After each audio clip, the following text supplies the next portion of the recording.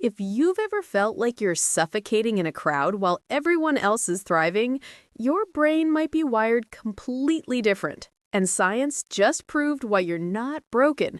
You're just built for something most people will never understand. Ever walked into a packed mall and felt like someone just turned the volume of life up to 11? The fluorescent lights are stabbing your eyes, strangers are brushing past you like you're invisible, and there's this low hum of chaos that makes your chest tighten. You look around and everyone else seems fine. They're laughing, shopping, living. Meanwhile, you're standing there like a glitching NPC wondering when you can escape. Here's the thing. You're not broken. You're not antisocial, and you're definitely not weird. Your brain is just processing reality on a completely different frequency. Let me explain. Number 5. Your nervous system is a supercomputer running too many programs. Most people's brains have a built-in filter. It's like noise-canceling headphones for life. They walk into a crowd and their brain goes, okay, ignore the crying baby, ignore the guy yelling into his phone, ignore the smell of pretzels mixed with perfume. But your brain? It's recording everything in 4K HDR with surround sound. Psychologists call this a highly sensitive nervous system.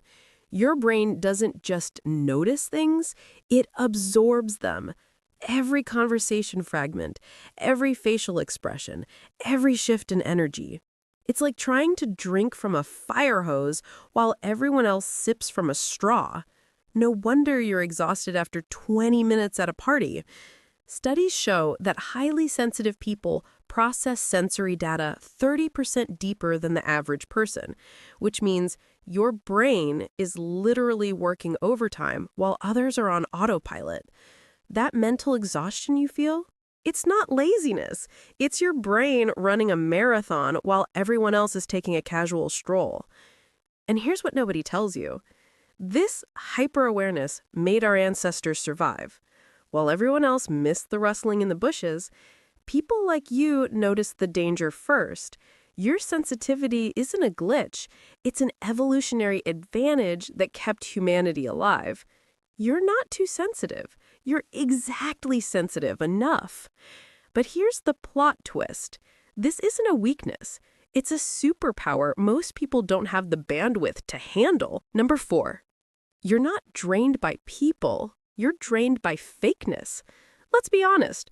Crowds aren't just physically overwhelming, they're emotionally exhausting. Because in big groups, people put on masks. The fake laugh at a joke that wasn't funny, the forced smile when someone asks how you're doing, the performance of, I'm fine, when nobody actually is. And you can smell that fakeness from a mile away. You notice the micro-expressions, the tension in someone's voice, the energy that doesn't match their words. It's not that you hate people, you hate pretending. You hate small talk that goes nowhere. You hate surface-level interactions that feel like chewing cardboard. Psychologists call this social masking fatigue, and it's why you'd rather have one deep 2 a.m. conversation than attend 10 shallow parties. Your brain craves substance, not noise. And in a world addicted to surface-level connections, that makes you dangerously rare. Research from Oxford University found that people who avoid crowds have higher emotional intelligence scores than those who seek them out. Translation: you're not socially awkward, you're socially selective. You don't need 100 acquaintances.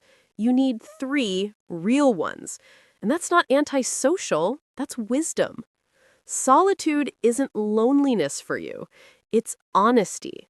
It's the only place where you don't have to perform, filter, or shrink yourself to fit into someone else's comfort zone. Let's continue with number 3. Your brain chemistry is literally different.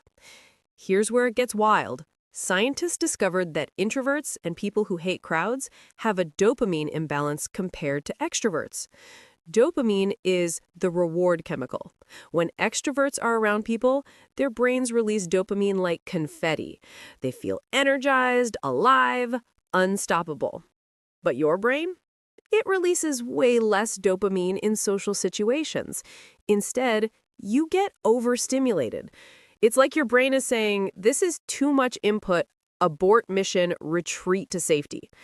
That's why after a crowded event, you don't feel recharged, you feel like you just ran a marathon in a mascot costume. Here's the kicker. Your brain runs on acetylcholine instead, a chemical that rewards deep thinking, reflection, and solitude. While extroverts need crowds to feel alive, you need quiet to access your genius. It's not that you're antisocial, you're just chemically wired for depth, not distraction. Neuroscientists at Harvard discovered that introverted brains have more gray matter in the prefrontal cortex, the area responsible for complex thinking and decision-making. So when you're sitting alone doing nothing, your brain is actually doing everything. You're not wasting time. You're processing life at a level most people never reach.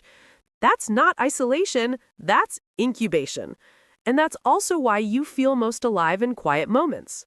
Late-night drives with music playing softly, empty coffee shops at 6 a.m., walking through a forest where the only sound is your own breathing.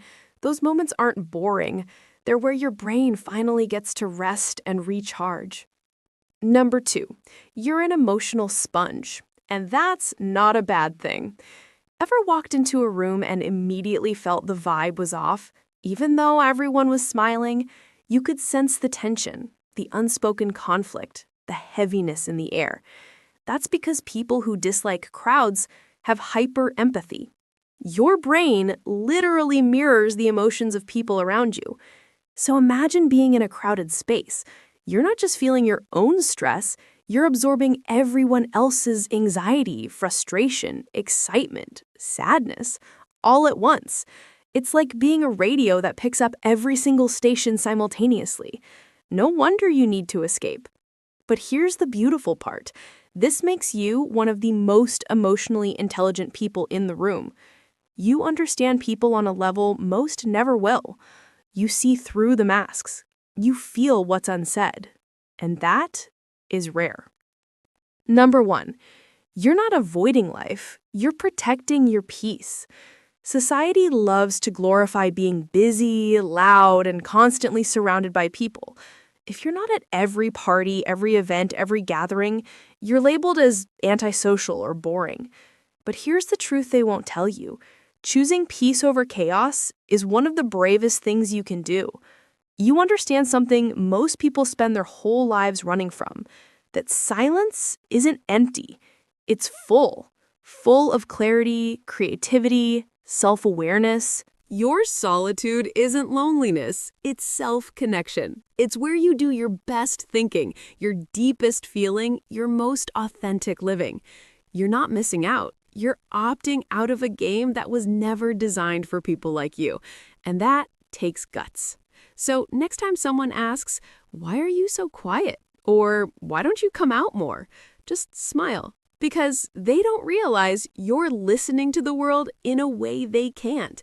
You see things deeply. You feel things deeply.